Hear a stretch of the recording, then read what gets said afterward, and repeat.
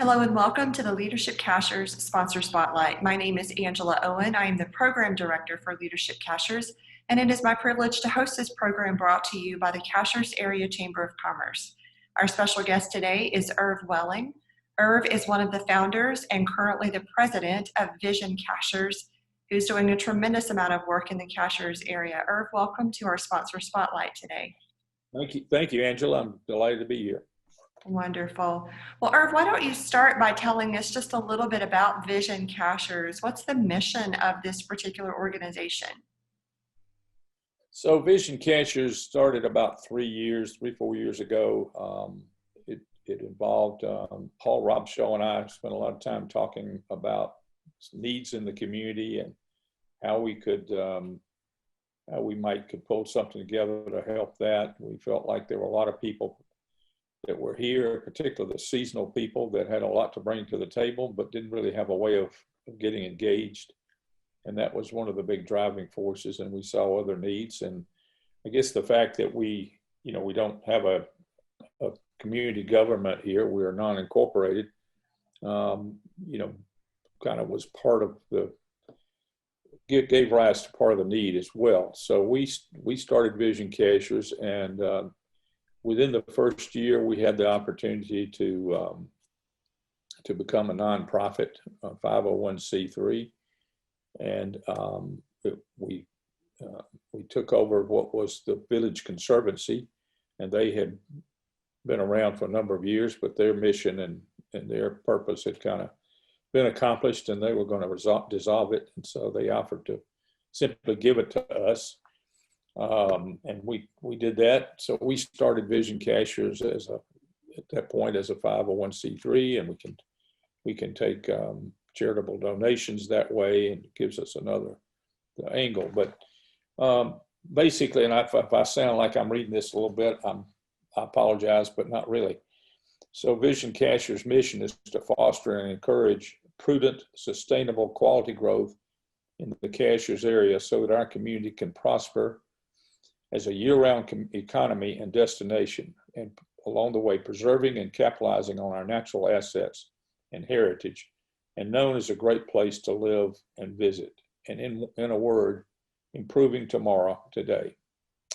And we do this through a number of things. We try to champion community investments and ideas. We encourage and facilitate collaboration. We provide on some occasions or arrange for some seed money and groundwork, and I'm sure I'll get into that a little bit more detail shortly.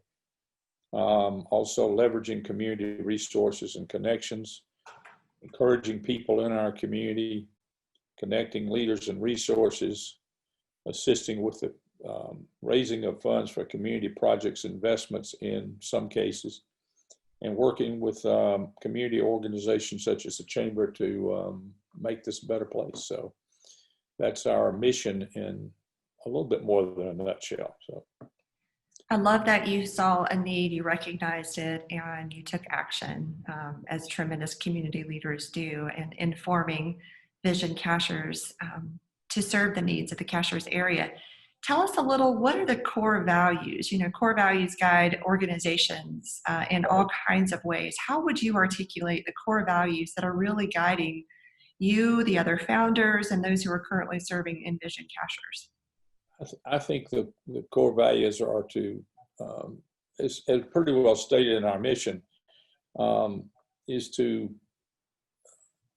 the community number one, the health and welfare of this community. Not to become bigger, although it will, but to maintain the quality of life and the quality of the heritage and assets that we have here, and to make sure that we're doing the best we can to utilize that and to shape our future. Currently, there's a lot of things going on, is pretty well known. It's a hot place for investment. A lot of houses and lots being sold. I think I hear realtors all the time talking about they're running out of inventory. So that's good, but along the way, we need to make sure that gets done in the right sort of way. And so part of our role is to to try to be a force that can help shape that in a positive way. We can't always make things happen the way we want to because it's a dynamic situation, but we're at least a force out there, not by ourselves, but with others, trying to make sure that our future is intentional and is we preserve the things that are valuable to us. So. Or what are some of the specific initiatives that Vision Cashiers is working on right now that you want to make sure we know about? All right, so we've got a number of things. One of our first initiatives was sidewalks, and so if you look at Frank Allen Road, the loop around from Frank Allen Road to 64 down to the crossroads, down 107 back to Frank Allen Road, that was our first target. And what we did as Vision Cashiers, we provided some seed money and we got the engineering and so forth done, and we spent a little money to engineer all this and to get bids for doing it. We also worked with the county to be able to turn these sidewalks over to them for maintenance and for liability and that sort of thing. And then lastly, we went to the owners of these different properties along the way and have been working to get them to pay for doing the sidewalks. We're helping them in the sense that we've already done the work with the county. We've already done paid for the engineering and that sort of thing. And so most of these owners have accepted that challenge and have doing that. In the case of the Village Green, they didn't have the funding to do it, so we did raise some monies to do the sidewalks there. It's still a work in process. There's still parts of that we haven't been able to either get the owners to do or whatnot. Eventually, the county has a requirement that people have to put in sidewalks when they change ownership or change use or that sort of thing. We're now working on extending sidewalks down 64 from the crossroads down towards I guess to the Rendezvous restaurant.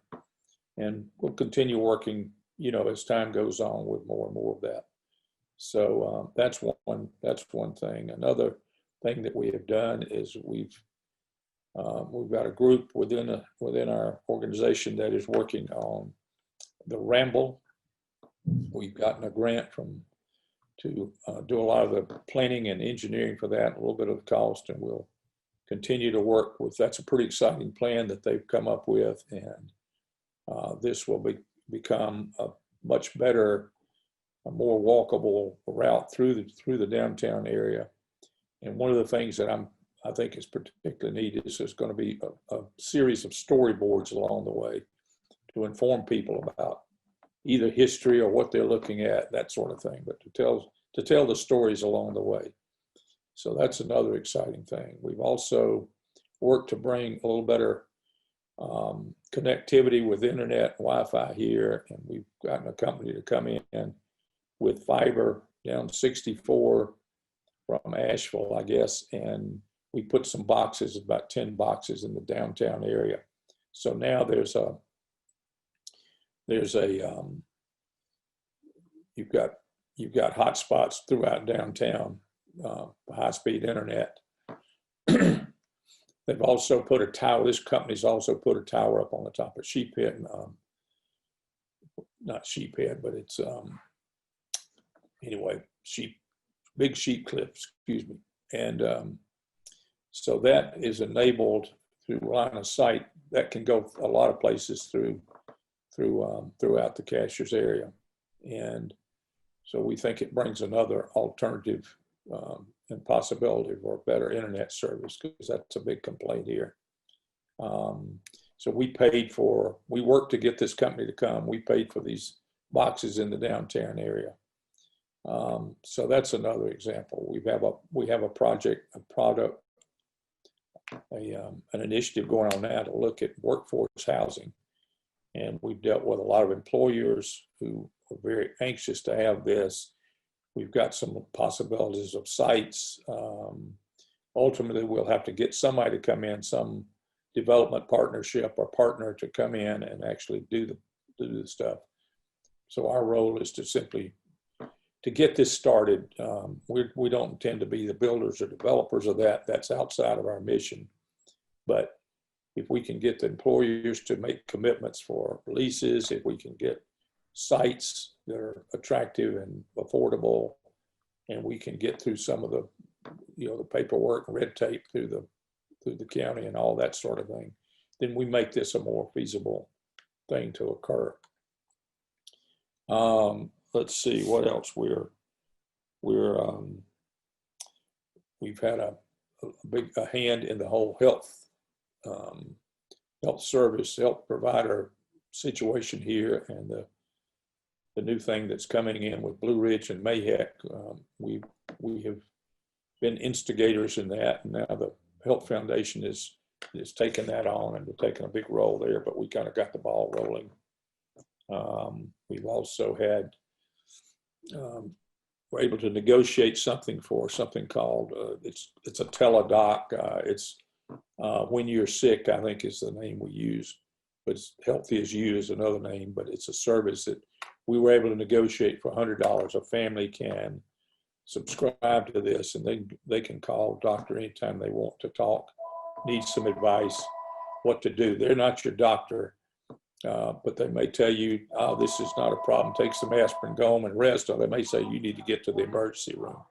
So it's a pretty valuable service. I've had several people have told me they've used it once and it more than paid, for the value of it. So, and we've also gotten a number of people to give scholarships for this, for people that are, can't maybe afford it or don't think they can. And the biggest problem we've had there is just getting these people to agree to take it. They're hesitant with hospitals and hesitant with dealing with people like, in this kind of a circumstance. So we've got many more things that we're working on, but those are a pretty good sampling of things we've done. Irv, it's very clear that one of the things Vision Cashiers really does is lean into a need, recognize what that need is, and then you work in collaboration. I mean, I heard as you talk through, you're working with everyone from county leaders to the chamber to business owners to the healthcare. Like, that collaboration is huge in what I hear you describing along the way. With Leadership Cashiers, as you well know, leadership is in our name. And so growing and developing community leaders who understand the Cashiers area and community is important, and who also understand different approaches, different styles, different techniques and tools for leadership. I would love to just hear, how do you describe yourself and your own leadership style, and what advice would you have for community leaders regarding how they lead as they come in and become part of the Cashiers area community? So I think different leaders have different styles, and they play on their strengths, hopefully. And but certainly at the top of my list is the word collaboration. And you kind of stole my thunder already, but I'm so sorry. No, I'm glad you did, actually. So no, but I certainly feel like I've always been one to try to pull together people. I come from Greenville, South Carolina, and I was very involved in starting 2 big collaborative organizations in our region that now when you hear the word upstate, that's 10 counties that, I was very involved in pulling all this together. And I just feel like the power of collaboration is quite strong, whether it's on a big picture basis or an individual basis. I mean, we do better. That doesn't mean you don't stand up and lead, but you lead through collaboration. But you still have to lead. So, I would just sum up my style is collaborative. Others who've worked with me or whatnot may have a different viewpoint on it, but I on what I do, what I've done, but collaboration has always been something I gravitate towards. So. Well, I certainly picked up on that listening to you describe those initiatives for the Vision Cashiers area. Well, that's good. Yes. That's good. And speaking of that, Leadership Cashiers is another thing that Vision Cashiers was involved in. We pushed to get that and started with some initial funding for Leadership Cashiers. But again, that's that's something that goes to the heart of our mission, and that is we need community leaders. We need it. This is collaboration too, but my big hope, and I know these types of programs, and I've been through several of them. At the end of the day, one of the big things one gets out of this is the networking and the friends they've made that they can now call on for help in leading other initiatives down the road or leading whatever in the community. And a community is, at the end of the day, I think, is defined by its leaders. It's defined by other things too, but if you look at cities that have been, or areas that have been very successful and those that have not, usually leadership is the critical part there, either positive or negative. So, and I think the more leaders that we have, the more people here in Cashiers that are engaged, it will reap many benefits down the road, whether they're big things or little things, they all matter. So Leadership Cashiers is part of all this. I think that's very well said, Irv. And I think it's important to mention that we have 2 program sponsors for Leadership Cashiers. These are overarching sponsors who support the program as a whole, in addition to our session sponsors. And Vision Cashiers is one of those 2 program sponsors. So certainly you were at the table and continue to be at the table from the idea stage all the way through your continued involvement now in supporting and advising along the way. So thank you for what you do personally, and thank you to the Vision Cashiers organization for your continued support for Leadership Cashiers. It's really, really appreciated. Well, thank you for those kind words. I mean, we all live in this community, and we all have a role to play in shaping our community for good or bad, but hopefully for good. And so we all benefit from what we, if you can't help make your community better, who else is going to do it? I mean, right. So it's important for all people to feel some responsibility towards this. Absolutely. Well, Irv, I thank you so much for taking time to be here today. Before we wrap up, let me ask, is there a key message or anything else that you really want to make sure that our listeners and viewers hear and understand as community leaders? Well, from a Vision Cashier standpoint, I would say that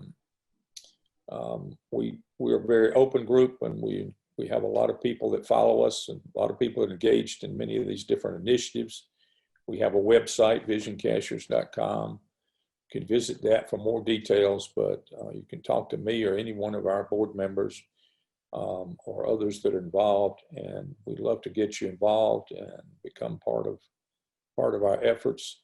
From a personal standpoint, I would just say my parting message would be to all the Leadership Cashiers participants that first, I commend you for getting involved in enrolling in this program.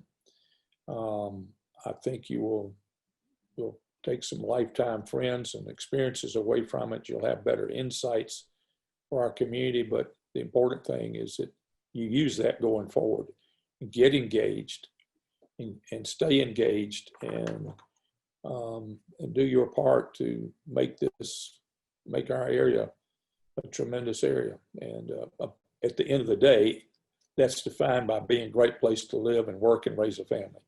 I think it's not about the numbers of this, that, or the other. It's really about living and having a great place to live in and that sort of thing. So that would be my personal words. Wonderfully said. Thank you. Wonderfully said. Thank you, Irv. Thank you for joining us today. Thank you for your continued personal support, as well as the support from Vision Cashiers for Leadership Cashiers, and all of that you do to continue to help the beautiful community in which we live, work, and play. Thank you again, and we'll be seeing you again soon. Thank you for all your work on the Leadership Cashiers. So it's been a good program, and you've had a big part of that. So thank you. Thank you. It's an honor. It's a privilege. And everyone take care and enjoy the Cashiers area. We'll see you soon. Okay. Take care.